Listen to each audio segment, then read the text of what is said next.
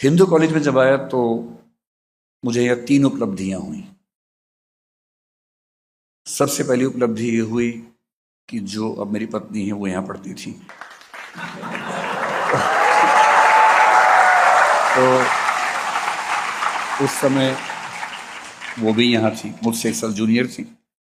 हम लोग पहली बार मिले तो कॉलेज के बाहर थे, तब नहीं पता था कि हम एक ही कॉलेज में पढ़ते हैं। क्लास में भी नहीं जाता था, वो भी नहीं जाती थी, तो कॉलेज से फिर लिंक थोड़ा कम था। हालांकि ये सर की क्लास करती थी तो वहीं से लिंक बना। दूसरा, इनके एक बड़े अच्छे मित्र जो बैठे हैं सामने, प्रमोद द्विवेदी, ये अब दिल्ली विश्वविद्यालय में एसोसिएट प्रोफेसर हैं श्यामलाल कॉलेज में।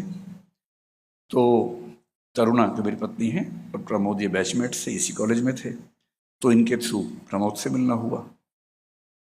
प्रमोद ने मुझे कहा कि आपकी तैयारी ठीक तो चल रही है, लेकिन हिंदी साहित्य में जब तक आप रामेश्वर सर से नहीं पढ़ेंगे ना, वो बात नहीं आएगी।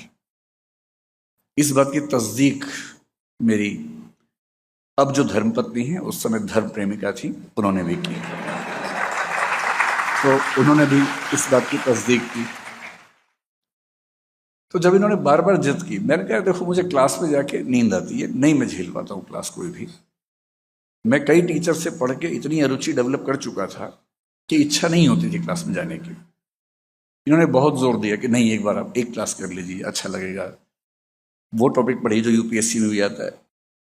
तो मैंने उस भयानक दबाव में 1-2 क्लासेस करने का फैसला किया, ताकि मैं इनको मतलब नज़र में ला सकूं कि मैंने कोशिश की थी, अध्यापक को मौका दिया था मैंने। कोई ऐसा ना समझे, सर धृष्टता के लिए माफ़ करते रहिएगा, मैं थोड़ा हंसी मजाक कर बैठता हूँ।